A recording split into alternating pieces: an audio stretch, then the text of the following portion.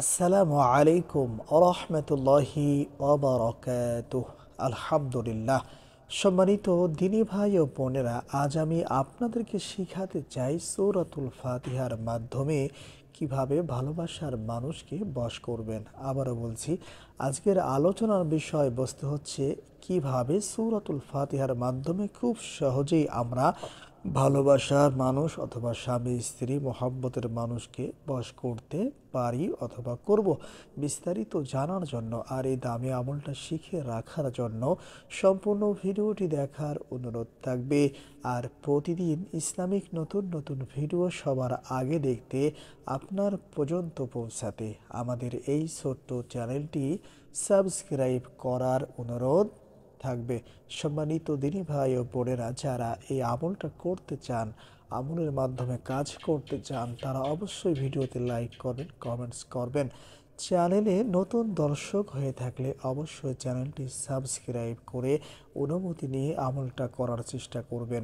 সম্মানিত দিনী ভাই ও বোনেরা, এই আমলটা কখন কিভাবে করবেন, আমলটা করার জন্য কি কি জিনিসের প্রয়োজন হতে পারে। এই আমলটা করার জন্য আমাদেরকে ভালো মানের একটু সুরমা ক্রয় করে নিয়ে আসতে হবে। এরপরে অজু অবস্থায়, পবিত্র অবস্থায়, পবিত্র জায়গায় বসে আমার দেখানো পদ্ধতিতে সূরাতুল ফাতিহার এই আমলটা করে নিতে হবে। ধরে নিন আমি বাজার থেকে একটু সুরমা ক্রয় করে নিয়ে আসছি। এখন অজু অবস্থায় আপনাদেরকে আমলটা করে দেখাচ্ছি। প্রথমত 3 বার যে কোনো ইস্তিগফার পাঠ করব। আস্তাগফিরুল্লাহ, আস্তাগফিরুল্লাহ, আস্তাগফিরুল্লাহ। এরপরে আমরা কষ্ট করে 3 বার নামাজের দুরূদ শরীফ অথবা অন্য কোনো দুরূদ শরীফ পাঠ করব, যেমন সাল্লাল্লাহু আলাইহি ওয়াসাল্লাম, সাল্লাল্লাহু আলাইহি ওয়াসাল্লাম।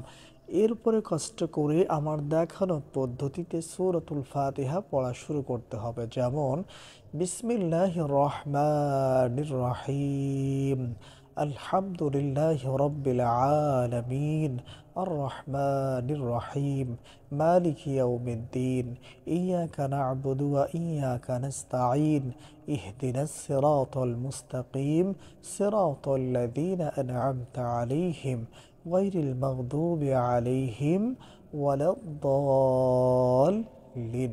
এই নিয়মে সূরাতুল ফাতিহা একবার পড়বেন আর সুরমার উপরে একটি ফু অথবা দম করবেন, যেমন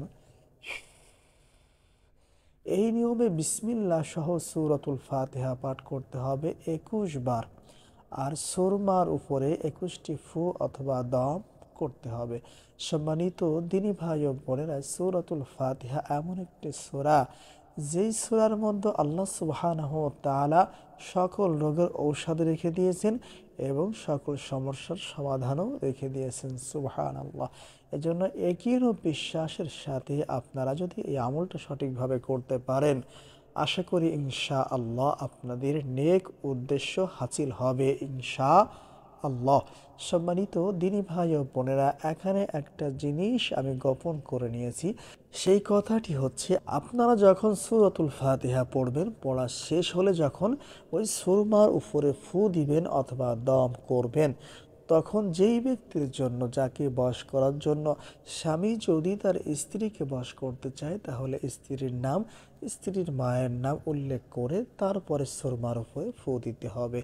আর যদি স্ত্রী তার স্বামীকে বশ করতে চায়, তাহলে স্ত্রীর কাজ হচ্ছে স্বামীর নাম, স্বামীর মায়ের নাম উল্লেখ করে এরপরে সুরমার উপরে ফু দিতে হবে।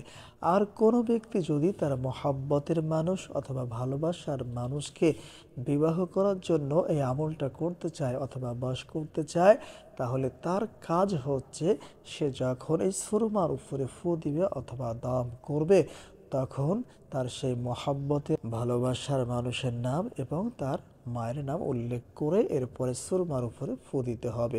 এই নিয়মে আপনাদেরকে কষ্ট করে একবার আমলটা করে নিতে হবে। যখন আমলটা কমপ্লিট হয়ে যাবে, কষ্ট করে 2 বার যে কোনো দুরূদ শরীফ পাঠ করতে হবে, তবে সুরমার উপরে কোনো ফু দেওয়ার প্রয়োজন হবে না। সম্মানিত দিনী ভাই ও বোনেরা, ধরে নিন আপনারা আমার দেখানো পদ্ধতিতে সূরাতুল ফাতিহার মাধ্যমে সুরমা পড়ে নিয়েছেন। এখন এই সুরমা কি করবেন?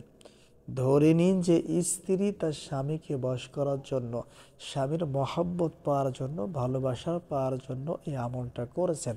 তাহলে স্ত্রীর কাজ হচ্ছে এই সুরমাটা তার চোখে লাগায়া এরপরে স্বামীর কাছে যাবে। আর যদি স্বামী বিচারি এই আমলটা স্ত্রীর জন্য করে থাকেন, তাহলে স্বামীর কাজ হচ্ছে ওই সুরমাটা তার চোখে লাগায়া এরপরে স্ত্রীর কাছে যাবে। আর যদি কোনো মহাব্বতের অথবা ভালোবাসার মানুষকে বশ করার জন্য কোনো ছেলে অথবা মেয়ে এই আমলটা করে থাকেন, যদি ছেলে করে থাকেন তাহলে ছেলের কাজ হচ্ছে তার চোখে সুরমাটা ব্যবহার করবে, এরপরে ভালোবাসার মানুষের সামনে যাবে। আর যদি কোনো মেয়ে কোনো ছেলের জন্য আমলটা করে থাকে, তাহলে সেই মেয়ের কাজ হচ্ছে সুরমাটা চোখে লাগায়া ছেলের সামনে যাবে। এই নিয়মে আপনারা একবার আমলটা করবেন আর এই সুরমাটা কিছুদিন ব্যবহার করার চেষ্টা করবেন।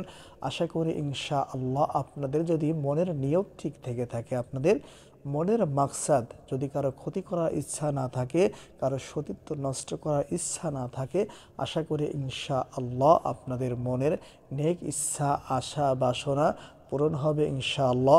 স্বামী স্ত্রীর মধ্যে মিল, মহাব্বত, ভালোবাসা তৈরি হবে এবং মহাব্বতের মানুষের সঙ্গে মহাব্বত, ভালোবাসা আরও বৃদ্ধি পেয়ে যাবে ইনশাআল্লাহ। এজন্য সম্মানিত দিনী ভাই ও বোনেরা, শেষ পর্যায়ে আপনাদেরকে ছোট্ট করে একটি কথা বলে যাই। কথাটি হচ্ছে, দয়া করে কেউ কারো ক্ষতি করার জন্য, কোনো নারীর ক্ষতি করার জন্য, কোনো পুরুষের ক্ষতি করার জন্য দয়া করে কেউ নাজায়েজভাবে এই আমলটা ব্যবহার করার চেষ্টা করবেন না। এজন্যই বললাম, যারা এই আমলটা করবেন তারা অবশ্যই আমাকে কমেন্টস করে জানাবেন ইনশাআল্লাহ। আসসালামু আলাইকুম ওয়া রাহমাতুল্লাহ।